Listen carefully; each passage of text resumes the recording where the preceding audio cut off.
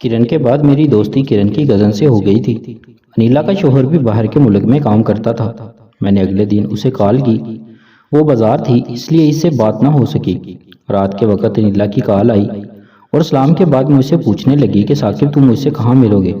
میں نے کہا کہ کسی ہوٹل میں ہی ملیں گے۔ ہوٹل کا سن کر اس نے انکار کرتے ہوئے کہا کہ ثاقب میں آپ سے کسی ہوٹل میں نہیں مل سکتی۔ ہوٹل ایک غیر محفوظ جگہ ہے، میں ایسی جگہ پر ملنے کا رسک نہیں لوں گی۔ مجھے اگر محلے کے کسی فرد نے دیکھ لیا کسی ایسی جگہ پر تو میرے لیے بہت زیادہ مسئلہ کھڑا ہو سکتا ہے، اس لیے میں آپ سے کسی ہوٹل میں نہیں مل سکتی، کوئی اور جگہ ڈھونڈو۔ میں نے انیلا سے کہا کہ ہوٹل کے علاوہ تو میرے پاس ایسی کوئی جگہ نہیں ہے جہاں ہم کو تنہائی میسر آ سکے۔ تو انیلا کہنے لگی، سوری ثاقب میں آپ سے ہوٹل میں نہیں مل سکتی، آپ پلیز مائنڈ مت کرنا۔ میں نے پوچھا کہ ہوٹل میں کیا پرابلم ہے؟ تو اس نے کہا کہ ایک دفعہ ہمارے محلے کی ایک لڑکی جو میری سہیلی بھی ہے اپنے بوائے فرینڈ کے ساتھ ہوٹل میں گئی تھی اور وہاں پولیس نے چھاپا مارا تھا اور میری سہیلی اور اس کے بوائے فرینڈ سمیت 10 لوگ گرفتار ہوئے تھے اور پولیس نے 5 لڑکیوں کو نہیں بخشا تھا اور 2 پولیس والوں نے میری سہیلی کو بھی اپنی حفظ کا نشانہ بنایا تھا۔ یہ تو خدا کا شکر ہے کہ اس کے بوائے فرینڈ نے 20,000 دے کر اپنی اور میری سہیلی کی جان بچا لی تھی۔ یہ بات میری سہیلی کے گھر والوں کو پتہ نہیں چلی تھی، ورنہ پتہ نہیں کیا ہونا تھا۔ میں نے صرف مجھے ہی یہ بات بتائی تھی اور اس نے آئندہ سے توبہ کر لی ہے کہ وہ کسی ہوٹل میں ڈیٹ پہ جائے، وہی غلطی میں نہیں کروں گی۔ میں تو شادی شدہ ہوں، اگر ایسا کچھ ہو گیا تو مجھے کوئی موقع بھی نہیں ملنا اور وہاں دبئی سے ڈائریکٹ طلاق کا پروانہ آنا ہے۔ انیلا ہر بات جانتی تھی کہ اگر وہ پکڑی گئی تو اس کی ازدواجی زندگی کا اختتام ہو جانا ہے، لیکن اس کے باوجود وہ ملنا چاہتی تھی۔ جسم کی آگ ایسی آگ ہے جو مستقبل کے اندیشوں کو خاطر میں نہیں لاتی، اس لیے بہت سے خاندان اس آگ کی بھینٹ چڑھ جاتے ہیں اور ان کا شیرازہ بکھر چکا ہے۔ ایسا اس وقت ہوا جب بنا سوچے سمجھے قدم اٹھایا گیا اور توقع کے برعکس کوئی واقعہ رونما ہوا جس نے گھر کی تار پود بکھیر دی۔ انیلا اپنے جسم کی آگ بھی بجھانا چاہتی تھی اور اپنے گھر کو بھی بکھیرنے سے بچانا چاہتی تھی، اس لیے وہ کسی محفوظ جگہ ملنا چاہتی تھی، لیکن میرے پاس ایسی کوئی جگہ نہیں تھی جہاں میں انیلا سے مل سکتا۔ اس لیے میں نے انیلا سے کہا کہ ٹھیک ہے، میں کسی اور محفوظ جگہ کا بندوبست کرتا ہوں، میں آپ کو کل شام تک بتا دوں گا اور پرسوں ہم ملیں گے۔ ملنے کا تو طے ہو چکا تھا، اب اصل مسئلہ جگہ کا تھا۔ اس رات کال کے بعد میں جگہ کے لیے پریشان تھا، قسمت کی خرابی کے علاوہ کیا کہا جا سکتا ہے۔ خیر میں نے صبح جگہ کا بندوبست کرنا تھا اور اگلے دن انیلا کے پرشپاب جسم سے اپنے من کی پیاس بجھانا تھی اور انہی سوچوں میں گم ہو گیا۔ اگلی صبح میں نے اپنے ایسے دوستوں سے رابطہ کیا جو لڑکیوں سے فلرٹ کرتے تھے اور جگہ کے لیے پوچھا، لیکن جگہ کا انتظام نہ ہو سکا۔ دوپہر کو انیلا کا فون آیا، حال احوال کے بعد پوچھنے لگی کہ ثاقب پھر کل کہاں مل رہے ہو مجھ سے؟ اس نے یہ بات مذاقیہ انداز میں کہی تھی تو میں نے بھی مذاق میں کہہ دیا کہ آپ کے گھر۔ انیلا بے ساختہ کہا کہ پھر تو رات کو ہی آ سکو گے میرے گھر۔ میں نے کہا ٹھیک ہے، میں رات کو آ جاؤں گا۔ انیلا نے پوچھا کیا جگہ کا انتظام نہیں ہوا؟ میں نے کہا کہ کوشش کی ہے لیکن جگہ کا رینج نہیں ہو سکا، اس لیے میں رات کو آپ سے آپ کے گھر ملوں گا۔ انیلا سوچ میں پڑ گئی اور کہنے لگی کہ رات کو میری ساس وغیرہ تو میرے ساتھ نہیں ہوتی، لیکن رات کو اگر کسی کی آنکھ کھل گئی تو مسئلہ ہو سکتا ہے۔ میں نے فوراً کہا کہ اس کا حال تو بہت آسان ہے، نیند کی دوائی۔ نیلا نے کہا وہ تو نقصان دہ ہو سکتی ہیں، تو میں نے کہا کہ آپ ایک گولی چائے میں ملا دینا، لیکن اس سے پہلے اپنے لیے چائے کا کپ نکال لینا، اس سے نیند صرف گہری ہوگی اور کوئی پرابلم بھی نہیں ہو سکتی۔ نیلا کے انداز سے لگ رہا تھا کہ وہ مان گئی ہے لیکن ہچکچا رہی ہے۔ میں نے اسے گھر پر ملنے کی افادیت بتائی اور اس سے زیادہ محفوظ جگہ کوئی اور نہیں پر قائل کر لیا، اور اگلی رات میں نے نیلا سے اس کے گھر ملنے جانا تھا۔ نیند کی گولی میرے ذمہ تھی، وہ میں نے نیلا کو مہیا کرنا تھی تاکہ وہ اپنے گھر والوں کو گہری نیند سلا سکے۔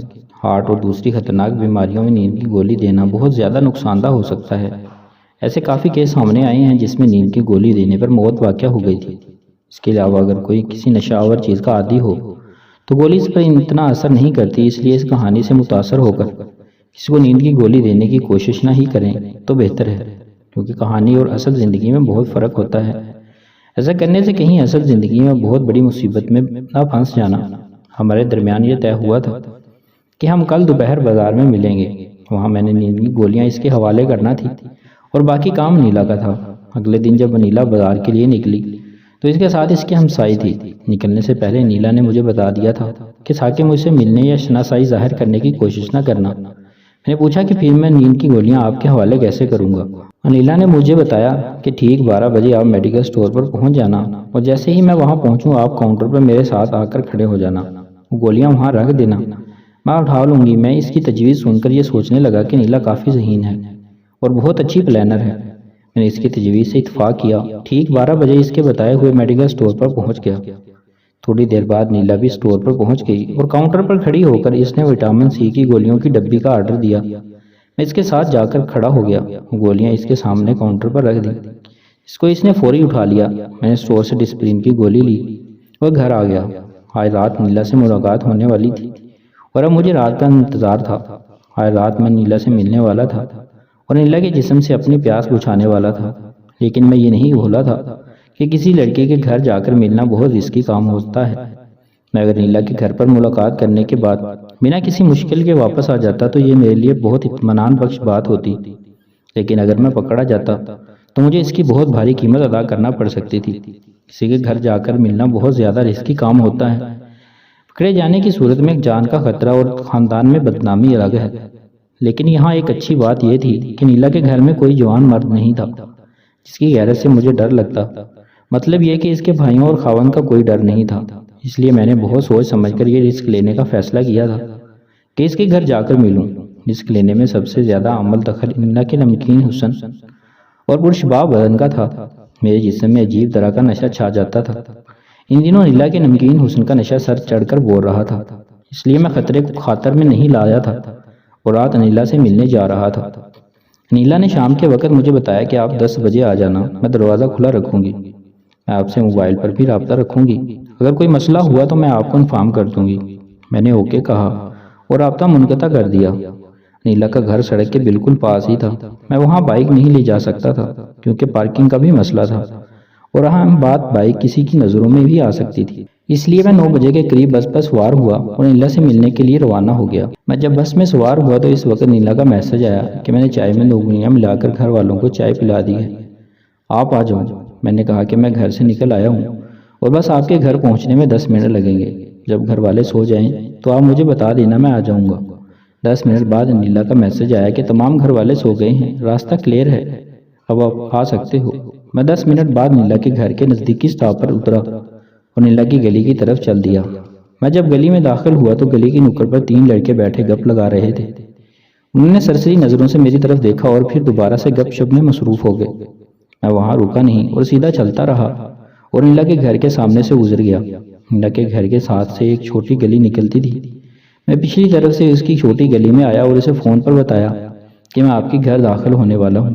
گلی کی نکڑ سے میں نے جھانکا، لڑکے ابھی بھی باتوں میں مصروف تھے۔ میں دیوار کے ساتھ ساتھ چلتا ہوا نیلا کے دروازے پر آیا اور آہستگی سے دروازہ کھول کر اندر داخل ہو گیا۔ ویسے بھی نیلا کے گھر کے سامنے زیادہ روشنی نہیں تھی اور لڑکوں کی نظر مجھ پر نہیں پڑی۔ میں نے پہلا مرحلہ عبور کر لیا تھا اور کسی کی نظروں میں آئے بغیر نیلا کے گھر میں داخل ہو چکا تھا۔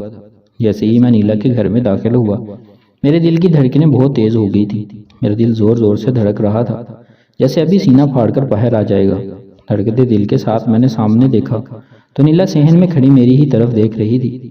میں آگے بڑھا اور نیلا کے قریب چلا گیا۔ میں نے محسوس کیا کہ نیلا کی سانسیں بھی بہت تیز ہو رہی تھیں اور اس کا جسم ہولے ہولے کانپ رہا تھا۔ نیلا نے اپنی تیز سانسوں کے درمیان مجھ سے پوچھا کہ ثاقب کیسے ہو؟ میں نے کہا میں ٹھیک ہوں، آپ سناؤ؟ نیلا نے کہا کہ میں بھی ٹھیک ہوں، مجھے بہت ڈر لگ رہا ہے۔ اندر سے تو میں بھی ڈرا ہوا تھا، اس لیے اس بات پر کوئی تبصرہ نہیں لیا۔ نیلا دروازے کی طرف چل دی۔ میں بھی نیلا کے پیچھے تھا۔ نیلا نے دروازے کی کنڈی آہستگی سے لگا دی اور میرا ہاتھ پکڑ کر کمرے کی طرف چل دی۔ نیلا کے پیچھے پیچھے میں نیلا کے کمرے میں داخل ہوا۔ نیلا رہنے والی تو گاؤں کی تھی، لیکن اس کا کمرہ تو ایسے لگ رہا تھا جیسے کسی پوش ایریا میں رہنے والی کسی ماڈرن فیشنیبل لڑکی کا ہو۔ جدید فرنیچر سے آراستہ کمرہ خوبصورت سجاوٹ کے ساتھ میری نظروں میں اس سے پہلے نہیں گزرا تھا۔ میں اس کا کمرہ دیکھ کر حیران رہ گیا۔ ایسی خوابگاہ تو فلموں میں بھی نظر نہیں آتی تھی۔ میں کمرہ دیکھ کر نیلا کی نفاست کا قائل ہو گیا تھا۔